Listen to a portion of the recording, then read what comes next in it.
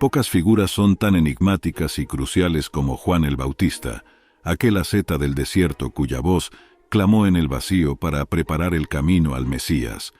Su vida, tejida entre los hilos de lo divino y lo terrenal, sirve como un faro de fe y fervor que aún resuena en los corazones de muchos.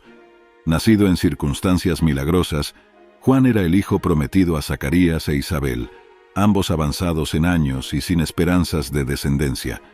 La intervención divina a través del ángel Gabriel no solo anunció su nacimiento, sino que también presagió su destino extraordinario, ser el precursor del mismo Cristo.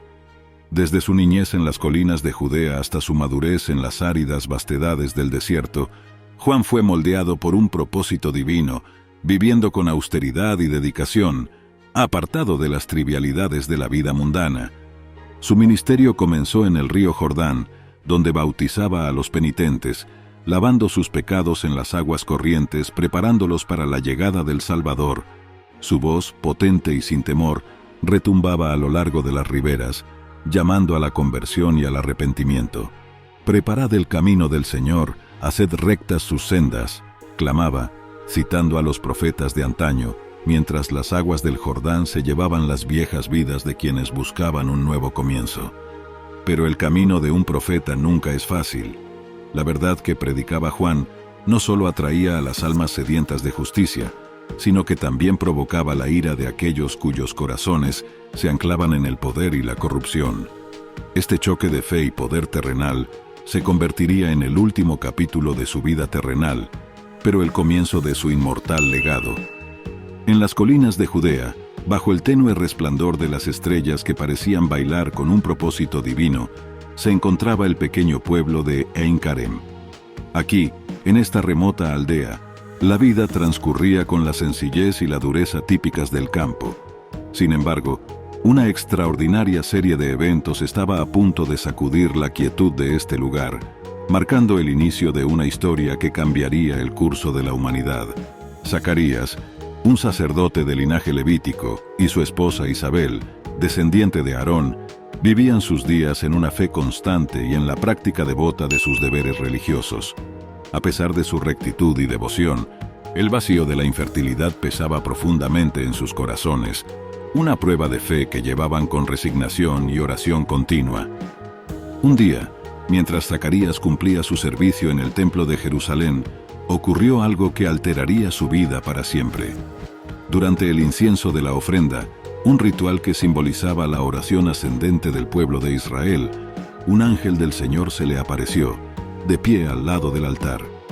La aparición era de una belleza sobrenatural, resplandeciente, envuelta en una luz que parecía emanar de otro mundo. Zacarías, sobrecogido por el miedo y la sorpresa, se quedó sin palabras ante la visión celestial. El ángel, que se identificó como Gabriel, le habló con una voz que calaba hasta el alma. «No temas, Zacarías, porque tu ruego ha sido escuchado. Tu esposa Isabel te dará un hijo y llamará su nombre Juan. Tendrá gran delante del Señor. Será lleno del Espíritu Santo aún desde el vientre de su madre, y muchos de los hijos de Israel volverá al Señor su Dios. Él irá delante de él con el espíritu y el poder de Elías, para preparar al pueblo elegido para la llegada del Señor». Zacarías, aunque abrumado, dudó de cómo esto podría ser posible, dado su avanzada edad y la de Isabel. En respuesta, Gabriel le anunció que quedaría mudo hasta el día en que todas estas cosas se cumplieran, un signo de la certeza y la gravedad de la profecía divina. Cuando Zacarías regresó a su hogar, las palabras del ángel empezaron a materializarse. Isabel concibió, y durante 5 meses se recluyó, reflexionando sobre este milagro, dando gracias por la misericordia mostrada por Dios hacia ella, una mujer que había vivido tantos años bajo la sombra de la esterilidad. Este tiempo de reclusión no solo sirvió para su reflexión personal, sino que también fue un periodo de preparación espiritual, abrazando el papel que su hijo estaba destinado a jugar en la historia sagrada. El milagro de su nacimiento no solo llenó de alegría a Zacarías e Isabel, sino que también comenzó a tejer el tapiz de la redención, preparando el escenario para la venida del Mesías, quien traería salvación no solo a Israel, sino a toda la humanidad. En las vastas y solitarias extensiones del desierto de Judea, Juan creció bajo el austero manto del cielo y las severas leyes de la naturaleza. Su juventud no fue marcada por los juegos y las risas comunes a la infancia, sino por la profunda comunión con el Espíritu que lo había llenado incluso desde el vientre de su madre. El desierto, con su implacable sol y sus frías noches, se convirtió en su refugio y su escuela, donde aprendió las disciplinas de la soledad, la oración y el ayuno. Vestido con piel de camello y alimentándose de langostas y miel silvestre, la figura de Juan era tan áspera como el paisaje que lo rodeaba. Sin embargo, su espíritu ardía con un fuego divino, un llamado que resonaba en cada roca y cada grano de arena, preparar el camino para el Señor. Este fuego interior lo impulsaba a hablar, y cuando hablaba, su voz retumbaba por los valles y montañas como el trueno que precede a la gran tormenta. Su mensaje era simple pero profundo: arrepiéntanse, porque el reino de los cielos está cerca. No había suavidad en sus palabras ni adornos en su predicación. Juan hablaba con la autoridad de un hombre que había visto al Salvador cara a cara en las visiones de la noche y que había escuchado el rugido del Espíritu en los silencios del desierto. Los que venían a él atraídos por su mensaje de arrepentimiento y perdón eran bautizados en las aguas del Jordán, un símbolo externo de la purificación interna que buscaban, pero su predicación no se limitaba a las palabras. Exigía un cambio real en la vida de aquellos que lo escuchaban. Los fariseos y saduceos, cuyas vidas estaban marcadas por la hipocresía y la corrupción, recibieron la mayor parte de su ira profética. Raza de víboras, los llamaba, denunciando su orgullo y su falsa religiosidad. Para Juan, la verdadera penitencia no era solo una cuestión de rituales externos, sino un cambio radical en el corazón y la mente, una transformación que solo podía ser realizada por el poder del Espíritu Santo. Sin embargo, mientras multitudes seguían su llamado al arrepentimiento, había uno entre ellos que venía no para ser limpiado, sino para llevar a cabo el plan divino en su plenitud. Jesús de Nazaret, el Mesías esperado, se presentó ante Juan en las aguas del Jordán, buscando ser bautizado no por su pecado, sino para cumplir toda justicia. El encuentro entre los dos primos marcó un punto crucial en la historia sagrada, un momento en que el viejo pacto se encontró con el nuevo, la ley con la gracia. Cuando Jesús emergió de las aguas, el cielo se abrió, y el Espíritu Santo descendió sobre él como una paloma, mientras una voz desde lo alto proclamaba: «Este es mi Hijo amado, en quien tengo complacencia». Juan, aunque humilde y consciente de su papel como precursor, sintió la magnitud de este momento.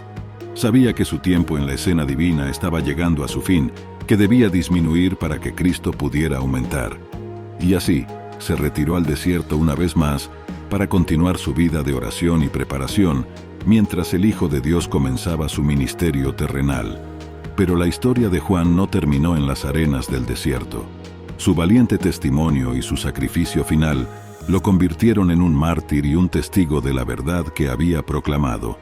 Herodes Antipas, el tetrarca de Galilea, había caído bajo el hechizo de una mujer llamada Herodías, la esposa de su hermano, cuyo matrimonio ilícito había provocado la ira de Dios y de Juan. Este último, sin temor a las consecuencias terrenales, denunció públicamente esta transgresión, enfrentando la ira no solo de Herodes, sino también de Herodías, cuyo odio hacia el profeta no conocía límites. En un acto de depravación y venganza, Herodías maquinó un plan para silenciar a Juan de una vez por todas. Durante un banquete celebrado por Herodes, la hija de Herodías, Salomé, danzó ante él con tal gracia y encanto que el tetrarca, en su embriaguez y lujuria, le prometió concederle cualquier deseo, hasta la mitad de su reino. Fue entonces cuando Salomé, instigada por su madre, pidió la cabeza de Juan el Bautista en una bandeja.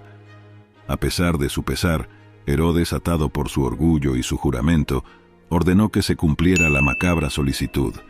Y así, en una prisión oscura y olvidada, la voz de Juan fue silenciada por el filo de la espada, convirtiéndose en un mártir de la verdad y un testigo del amor divino que trasciende incluso la muerte. La muerte de Juan el Bautista, aunque trágica y desgarradora, no fue el final de su legado, sino el comienzo de su verdadero testimonio. Su voz, aunque apagada en este mundo, sigue resonando en los corazones de aquellos que buscan la verdad y la justicia. Su vida, marcada por la austeridad y el coraje, es un faro de esperanza en un mundo oscuro y convulso, recordándonos que incluso en la oscuridad más profunda, la luz de la fe nunca se apaga.